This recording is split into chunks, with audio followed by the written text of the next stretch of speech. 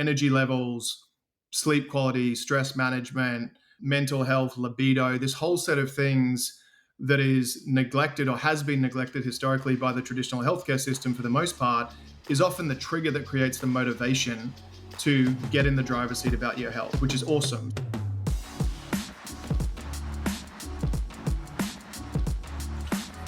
Welcome back to the Fitt Insider Podcast. I'm your host, Joe Veneri. Today I'm joined by Dugal Bain-Kim, co-founder and CEO of Lifeforce. In this episode, we discuss the company's mission to make longevity medicine accessible and actionable. Dugal shares how they've scaled by empowering members to take control of their health through personalized preventative care. Plus, we talk about translating data into outcomes, integrating AI with human care teams, and redefining what it means to age well. Let's get into it. The Fitt Insider Podcast is presented by EGYM. EGYM's smart fitness ecosystem is transforming healthcare through exercise. Combining strength equipment with AI-powered software and corporate wellness platform WellPass, it's leading the shift to proactive preventative health.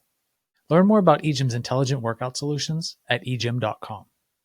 Hi, Dugal. Welcome back to the Fitt Insider Podcast. Thanks for joining us again. Thanks, Joe. It's great to be here. It's been a few years. Yeah, a couple years since we chatted last, and a lot has happened with the broader health, wellness, longevity space. A lot, I'm sure, has happened at Lifeforce. Folks can go back. We'll link the previous episode kind of in the show notes if they want to get V1. But where do things stand now? Like, what's the quick, hey, here's the intro, but also maybe what's top of mind, maybe State of the Union for you, and then we'll jump into it. It's good timing. It's fun to circle back because when we first spoke, we were just a little bit after we launched the company. So we're still talking at largely the conceptual level around this idea of building a longevity and proactive health platform. And now we circle back and it's real and we're operating at scale. So that's really fun to talk about. When we started building Lifeforce, that was back in 2021. And the bet at the time was that we were starting to see acceleration in the shift of people wanting to take more control of their health. And what we felt was that by pulling all of these different verticals together, the testing, the doctors, the coaches, the supplements, pharmaceuticals, really creating a full stack single solution for people to manage their health better, we could really accelerate that trend. And now a few years later, we've been surprised at how quickly that trend has played out. And I think we've all seen the zeitgeist around longevity and proactive health jump the fence in a way that we certainly didn't predict ourselves, but overall are really excited by. And the way that this has become a mainstream conversation around not being passive, particularly in the middle decades of life, is fantastic from a social good perspective, and really exciting for us as a company that's trying to do that the right way in this category. Yeah, I think it very quickly shifted when we talked about it. It's like it was almost this: you have this insight, you're trying to build the product around the thing and hitting a moving target, and in some ways ahead of this trend, this movement, this whatever it is that has it so much in the zeitgeist, to maybe in some ways like now trying to keep up, trying to like meet that demand or make sure that the platform, the brand, the like everything is both what you see as a company like the most impactful, most helpful, most kind of outcome driven solution, but also what do people expect? What do they think they're getting when they get like a longevity coach solution platform? So maybe within that, just to simplify, like what are you actually delivering now, and maybe how is that shifted? And then we can talk about like maybe the consumer aspect of that, who that is, and if that has changed or if it was kind of like right on target from the beginning. Yeah, for sure. Yeah, so we're the largest longevity medicine platform in the country now, and you're exactly right that the expectations of consumers about what do they want from their proactive health solution have continued to change, and the bar continues to go up and up. So it's been really sort of exciting and dynamic to track that and make sure that we're staying ahead of how we provide the best solution for folks. I'd say it's been really notable for us to see how the pendulum swung so quickly between people struggling to get access to data about what's happening in their bodies to now often being overwhelmed by too much data. So the ability for us to provide, both a system of record to actually store a lot of that information, but more importantly, apply it clinically so you can get better health outcomes, whether it's blood test and wearables information or DEXA scans or full body MRIs, this whole sort of explosion of data that people are really interested in understanding about themselves has to go somewhere, and it has to be applied somewhere in an integrated way. So, thematically, that's been the thing we've been really focused on over the last 3 years, is how do we create that destination that creates the most value from that, for sure. I also think we've learned a lot along that time around, from a clinical perspective, what do people really need support with? And, what are those conditions that are going to move the needle most in terms of how people feel and how long they live? And we now have the data set to actually understand that at a very fine grained level. So, we're looking at 7 million biomarkers now over the course of 3 years, and we're able to really understand the places we need to go deeper, the places we need to offer more interventions, and increasingly the places where we need to integrate with other spaces beside us, from the health and wellness space to the traditional healthcare space, in order to get people to the right place. As an example of that, we recently rolled out a brain protection module that was going much deeper in both protecting cognitive performance but also reducing the risk of Alzheimer's and dementia. And that was directly pulling from what we saw in the data from our members around what's happening inside their bodies and what they care about. So, to kind of paraphrase that, I'd say big shifts from the consumer expectation perspective is people want simplicity and curation versus just bombard me with information. And they want more horsepower to move the needle in the things that need to be moved. That is so much of the conversation, like the opportunity, but also the barrier of like, not only what do we show people in terms of like data and this curation and making it actionable and personalized, but what are we collecting? Like what inputs matter? And then I think the space is kind of evolving in a way where it's like, how much of that stack do we own? Do we want to we want to collect the blood, and then do we want to integrate with the wearable, or do we want to have a piece of hardware? Obviously not many players are doing that. It's much easier to integrate, but then it's like, hey, do we need to have a physical location where we see people and do some of the testing? Do we need to offer scans, or do we partner with somebody who offers scans? How are you thinking about like just like this input layer before we even start talking about like what are people getting and how is that impacting their health and longevity? Just the rate at which the entire space is evolving to say, wow, there's so many inputs and partners or integrations. Where and how does Lifeforce see that? Totally. Yeah, I think for us, it always comes back to the three pillars of our clinical model. So when we say longevity, it's become such a hot word that it means so many things in so many different contexts. So for us, when we are operating as someone's longevity medicine partner, we're working on sustaining quality of life, reducing risk of dying prematurely from the top 5 killers, and moderating their speed of cellular aging. So that's sort of the master framework that we evaluate everything else through. And so that could be new diagnostics that we offer, new partnerships that we enter into, new therapies that we can deliver. It all comes back to are they relevant and high value for one or more of those pillars? And then we run it through the filter of, is it safe, is it efficacious, and can we operationalize it? So you mentioned adjacent diagnostics. DEXA scans would be a great example.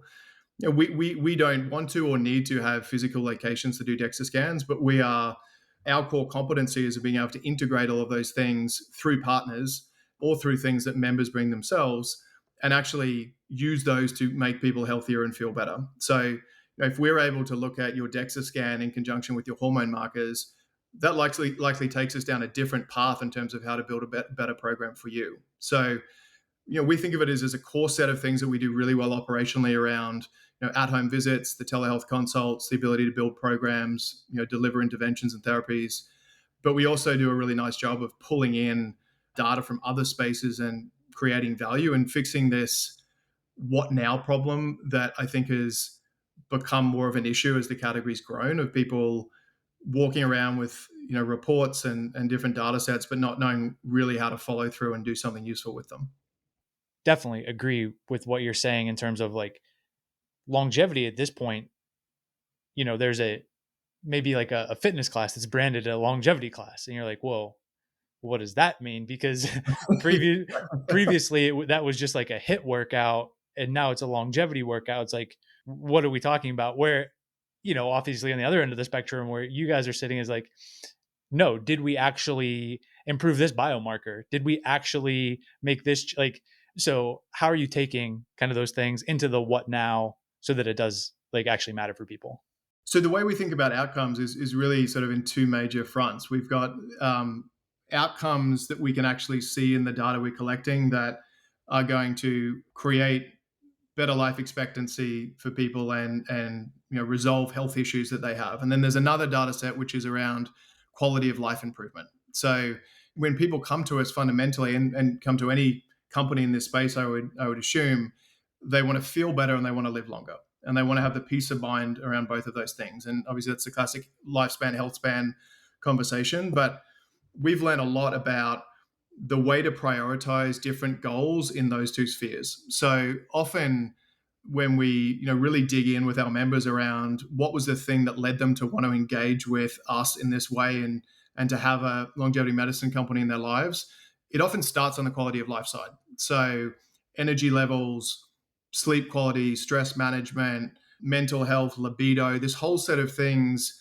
that is neglected or has been neglected historically by the traditional healthcare system for the most part is often the trigger that creates the motivation to get in the driver's seat about your health, which is awesome. So when someone comes to us with that, we honor that, we prioritize it, we make sure we're giving them results in those things, and at the same time draw their attention to the other things they need to be paying attention to. So, we might be working with you, Joe, on energy levels and metabolic syndrome risk. And, both of those things core longevity goals for being in control of your health. But we earn the right to work with you on some of those, often more complex, more long-term changes on the traditional health outcome side by also being able to give you quick wins and feedback loops around feeling better, performing better, showing up better in however you want to, day in, day out today. How realistic is it that some type of technology, AI, coach, combination of, care team and technology and my data, that it's not only reading all this information, it's not only recommending, right, these actionable what now things, and it's moving the needle, right? I'm seeing the kind of biomarkers change and I feel better, but it is to this place of, you're collecting all these data points on all these different people. It's like, this is the protocol, right? This is the protocol that works for the majority of people, or these are this is the roadmap for you, Joe, into the future, that you're going to do X, Y, and Z, and we can see how this plays out to some level of prediction and recommendation. Like, what's real, I guess, is the question. Like, what's real, what's possible today, and like, how do you see that evolving? Yeah, it's a really important question. I'd say that question of what's real is probably the question in the longevity category generally, and should be, right? Because I think that even though the category's in still kind of in the hype cycle stage, consumers are becoming more sophisticated about how to evaluate, what they do, what they spend time and money on, and certainly companies and enterprises that want to participate in this category are for sure thinking in those terms. So I think it's just like always a nice gut check for all of the excitement of the category is to always come back to that what's real question as well. And that certainly applies within the AI application for longevity.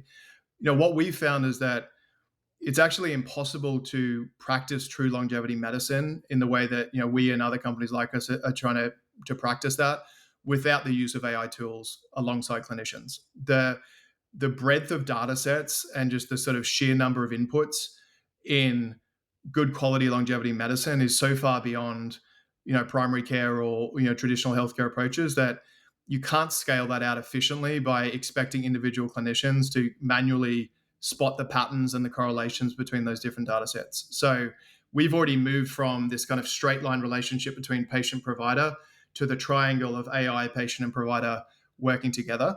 We're definitely in the camp of human expertise plus technology to create the best programs. We think that there isn't a substitute, at least at the moment, and probably won't be for 3 to 5 years, for the accountability and empathy and influence that you get through a human conversation. But increasingly, the decision or the actual sort of choosing of what is the right thing to do is something that AI will outperform a lot of humans on those sorts of tasks. So it's a really interesting evolution as we think about, what is that core role of the clinician or the coach. It's, it's to check and refine and validate recommendations that might come from technology, but it's also to be the intermediary between the technology and the member, so that you get them to do the thing, because that's the thing that drives the best results. I don't think the hard part in this space anymore is what's the right protocol. I think it's the adherence to the protocol and the finding that hook with people that creates the motivation to actually do the thing, that is what builds the better outcomes and will build the better companies as well.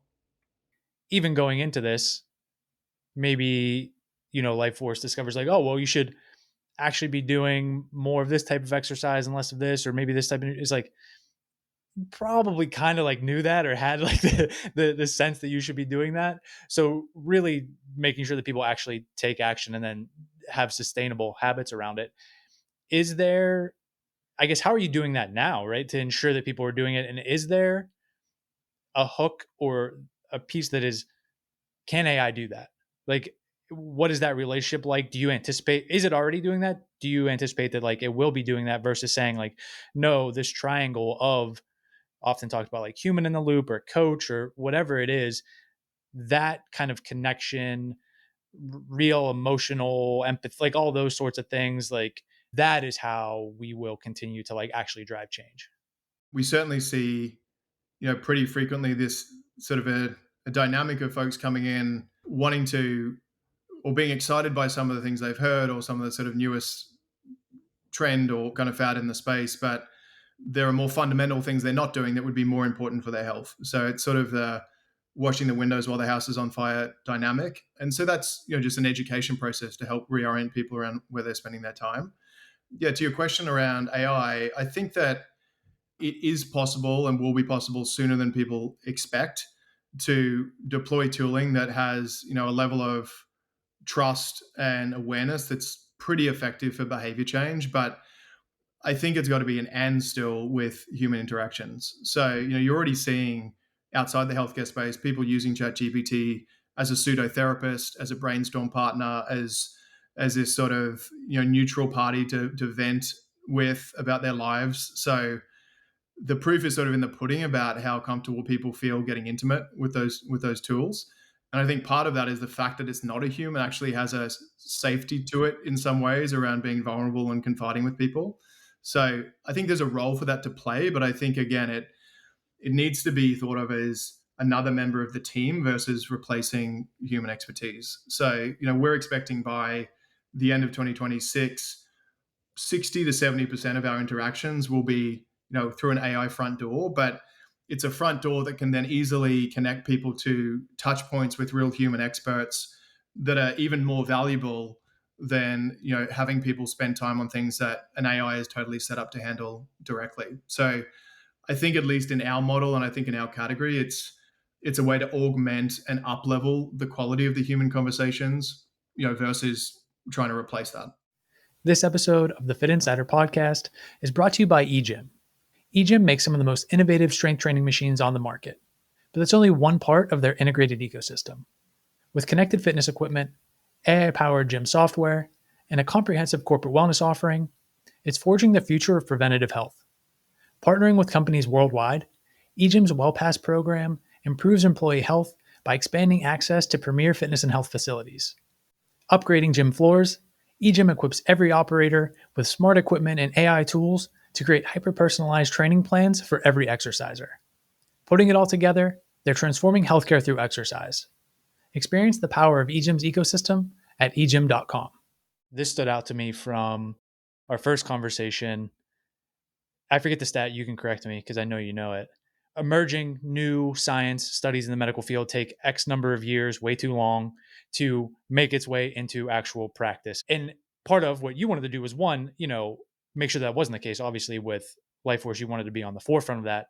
But then when we talk about shifting the traditional reactive, cookie cutter, way too expensive, not nearly effective enough healthcare system, like there are these pressures we see now with not only the number of platforms, diagnostics, longevity, preventative, blood tests, like all of those things, but just the willingness of people to pay out of pocket for it because they're clearly not satisfied with what exists. Like, do these things replace when I say these things, like the new kind of emerging, whether it's technology, science, diagnostics, platforms, are they just an alternative? Are they the future? Is there a way that they come together in a way that they're complementary? What is Lifeforce view on that? Our point of view is that both of those different healthcare models need to collaborate and integrate.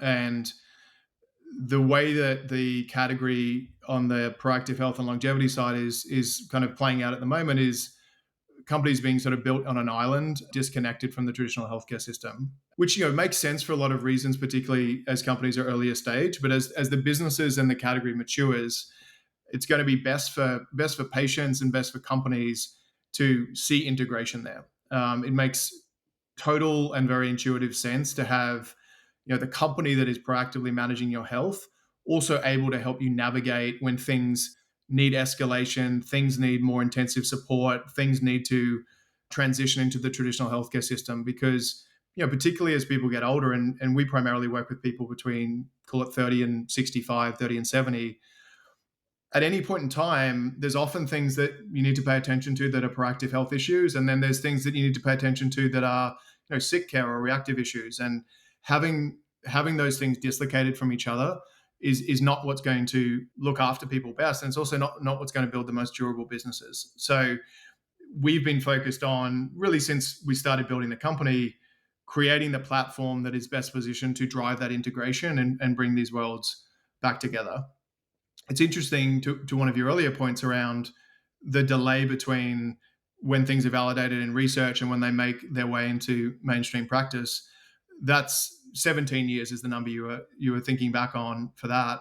It's interesting as we see the role that AI is playing in this, in being able to connect consumers to research in a really summarized, very current sort of a way, which is a good thing, but it's actually creating a bit of a nightmare for providers on the traditional healthcare side. And we hear this all the time because people are rolling into their gynecologist, to their cardiologist with ChatGPT turned on, carrying a 400 biomarker blood test from whatever blood testing company, wanting the providers to engage on all that information. And they can't because they're constrained by the system, not through their fault at all. Often they want to, but they're not incentivized to do it. They're often not trained to do it.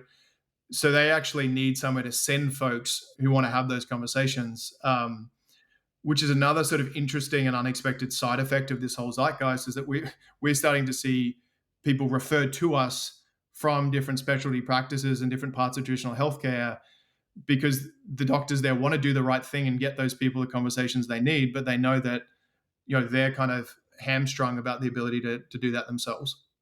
As you're talking about this, is like, is the pathway to doing that just, well, one, the hard part, whether it's building on an island or just really staying focused, I think is a big piece of that, to say like, okay, have we built a business and a product really that works in terms of delivering outcomes and is sustainable in terms of like generating revenue and like profits and those things. And then once we've done that, and we've seen this in other categories, especially like mental health. Mental health is like this kind of like, now, okay, they launch the enterprise solution, they sell into employers, the employers, then it gets covered in network through the insurer. And then now it becomes something that's like, oh, wow, I have access to this through my employer and it's either at a steep discount or, I don't have to pay out of pocket. Is that a viable path for, call it like a longevity platform? And whether it's that or something else, have you begun to think about, like, you talk about merging these things or potentially integrating, like what that looks like?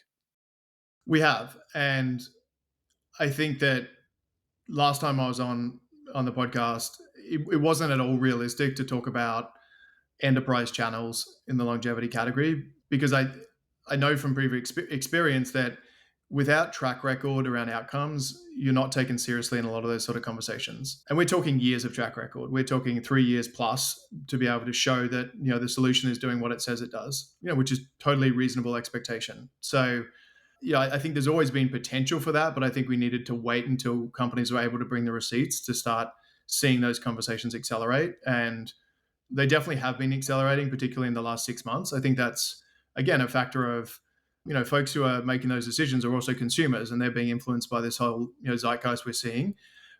But more and more, I think you're seeing companies, anyone from, provider groups to employers to even just sort of other big brand partners in health and wellness, thinking about how they need to participate in the proactive health space, and what partnerships make sense and don't make sense there. So it feels like those doors are now cracked open. I'd say there's more work to do. There's more credibility building that needs to happen from all of us in the longevity category, but the conversations feel very different now from a couple of years ago. And again, that could be anything from health systems that are understanding that this is a new ecosystem that's kind of emerging for people that they need to participate in, to employers, not all employers, but employers, particularly folks who run businesses where people have longer tenure, and the companies value retention and productivity, as sort of core to their benefits. Like, those sorts of conversations have really picked up a lot. So we'll be rolling out things like that over the rest of the year, and I think you'll see more of that happening. We kicked off a partnership with Chase a few months ago, where Lifeforce was offered as the first healthcare benefit for Chase cardholders, and that's just like a really interesting proof point, because that's a well respected but large and relatively slow moving organization that, after many months of diligence, wanted to bring these sorts of health benefits to their cardholders. So that and other things like that we've seen recently are a bit of a canary in the coal mine in a good way around mainstream thinking on this. The healthcare piece and then maybe enterprise channels then goes down this path of like just partnerships in general. Chase is super interesting for a number of reasons. One, because it's like it's outside of the health and wellness and fitness realm, right? It's, there's, you could do partnerships with gyms, or you could do partnerships with an activewear brand, or you could like ones that are, maybe 1 degree removed. But I think when you can do it in a way where it's like, not only are you having some type of proof point in terms of like the partnership, but you're essentially breaking into an entirely new category that gives you like this awareness among that consumer that you otherwise might not have been, or would have had to work way harder to get, right? So if you're doing a partnership with a gym, in all likelihood, among a certain group, like they probably know about that thing. And like it's great that they now have access to it. I don't want to diminish that. But how can you do it in a way where you're essentially starting this conversation in a new area, or you are the brand that is introduced to them that is representative of longevity in a way that you would have had to work super hard to like have that conversation. When you think about partnerships, I know you've done a couple interesting ones. Just like, how do those come about, and how do you think about, yeah, the trade-offs, right? We could do this, but is that really what we want to do? Do we think we can reach that consumer another way? Like, how are you getting in front of people that's not like running meta ads, right? Like, and spending a boatload of money to do it. I agree with you. And we sort of think about partnerships as either partnerships that strengthen and kind of reinforce the product and our product strategy, or partnerships that help get the message out to new buckets of folks. And on the former, you could think about something like partnerships with DEXA providers, or partnerships with diagnostics, like physical diagnostics companies, where that makes really natural sense, because we are already recommending and guiding our members to do those things at the right time. And our ability to formalize partnerships there, where we can give our members better convenience, lower cost, easier data integration from those things we're already telling them to do, then that's awesome. And then vice versa, we can, we have the opportunity to get known by the customers of, whichever partner we're working with that's, that's looking for a trusted longevity solution to recommend to their people. So those ones are natural and sort of have a few different layers of value to them.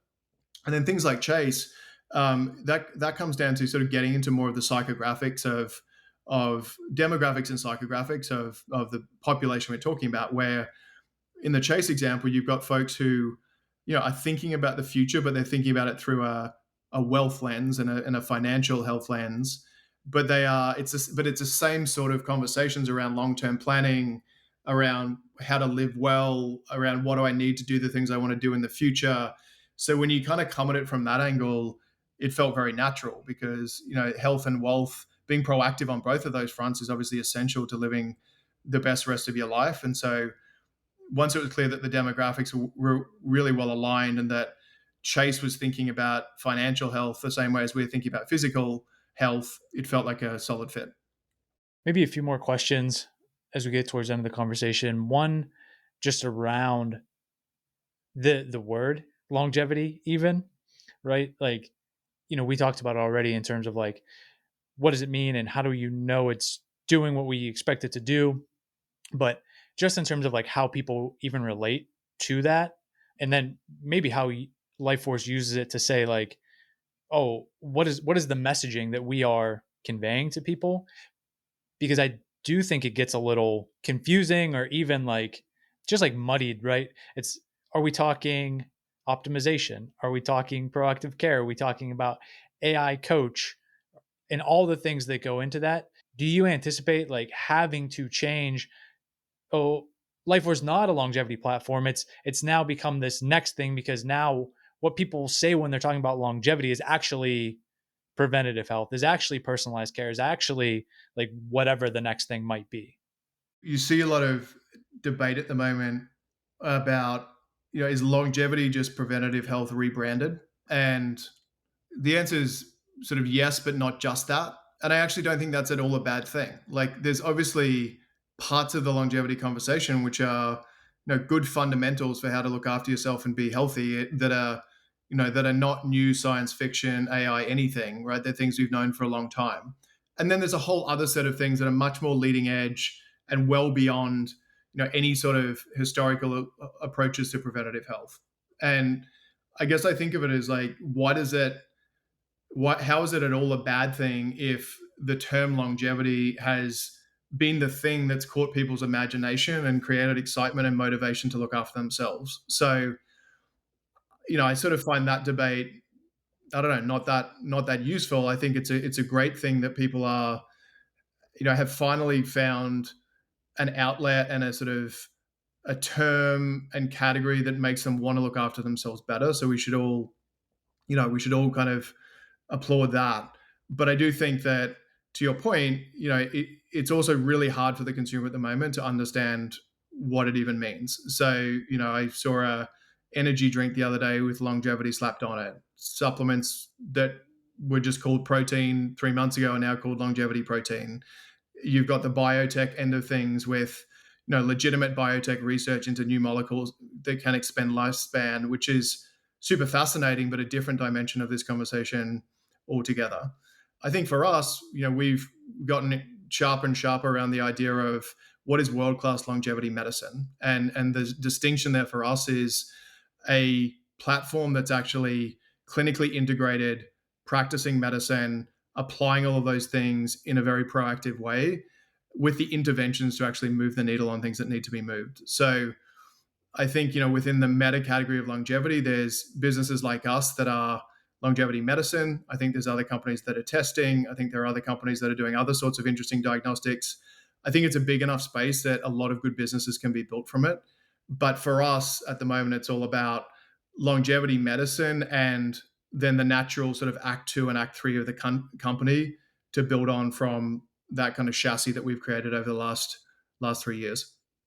Having that type of clarity and maintaining the rigor around that will be hugely valuable and differentiating as the space continues to evolve, because it, now when it is a matter of like, hey, how quickly can we pivot into this category and what can we pass off maybe as longevity, that is, you were ahead of that wave and many people are now almost behind that wave. But yeah, to your point, it's like net positive that this is a thing that is exciting people and getting them to care at all about their well-being. You mentioned act 2 and act 3, and it may be too early to talk about those things. Maybe we're approaching them, maybe we're already in, act 2 if you think about it that way. But what is, like, are you focused on as a team, as you focus on as an organization, like what matters now, what's on the roadmap? You mentioned the launching the brain health program, which is again something else is unique in the space. Yeah, what do you think about is like this is what is going to matter to Lifeforce, whether it's the rest of this year or even a little bit further out? Yeah, I think without getting to too many specifics of it, I think the general signal that we're getting from members is that having sort of established ourselves as their main partner in managing their health and creating that longitudinal relationship where we learn more and more about you and more about how your body responds. People want us to do more and take on more responsibility because we've already kind of positioned ourselves in that role in their lives. So I know that's somewhat abstract, but that's essentially the kind of direction that informs where we go with the platform from here. But I think the other element to it is also the the member experience and how we think about what's the member experience that continues to improve health outcomes. We're actually much more on the side of simplicity, prioritization, curation, which I think is a little bit different to maybe where the most of the market is at the moment. Where, for example, we're not wanting to test 300 or 400 biomarkers. We can do that, but what we've found is actually there's a little bit of a less is more approach in some ways around getting people the right amount of information that they can digest and retain and focus on, and the right amount of goals in the right sequence to get the biggest improvement. So that is how the product experience and our whole the whole experience of being a Lifeforce member will evolve. Is about we're taking the lead on serving up the right thing for you to do at the right time, whether that be a test or an intervention or whatever it may be, to make this whole space less confusing and less overwhelming, because the majority of our people are not biohackers. We have some folks who are biohackers and hardcore health optimizers with us, which is great. But the majority of folks are health motivated, but have a lot of stuff going on in their lives, have shit to do, and they want a partner to manage things for them in a trustworthy way, not dissimilar to a good financial advisor. So that's kind of the North Star for us, is how can we make it easier for you to be proactive so that if you got that motivation, there's as little headwind as possible to do something about it. Probably a lot of listeners are nodding their head and thinking like, yeah, I could definitely use something like that. Whether it's learning more about what you're doing in terms of your approach, which I think is, again, kind of unique and distinct in the category, or they say, hey, I want to like try it out and become a member, where would you point them? Yeah, so everyone can go to mylifeforce.com. That's where you find us, and you can find me on LinkedIn as well. I love this community. Whenever I've come on here, I've always had really good follow up conversations with various people. So if anyone wants to chat about longevity or learn more about us from me personally, you can hit me up on LinkedIn, and would love to chat. Perfect. I appreciate you coming back on for round two. We'll let it run a couple more years, get you back on and see what the update is. But we'll make sure everything's in the show notes, easy to find, and appreciate you joining us again. Thanks, Joe. Thanks for what you do. Thanks for listening to today's episode. If you got value from the conversation, please consider subscribing and sharing the podcast with a friend or colleague. It's a massive help. And if you want more content like this, including news and insights on the latest industry developments, subscribe to the Fitt Insider newsletter at insider.fit.co. And one more thing, you can learn more about our recruiting and consulting services at fit.co. That's FITT.co. I'll see you here next week.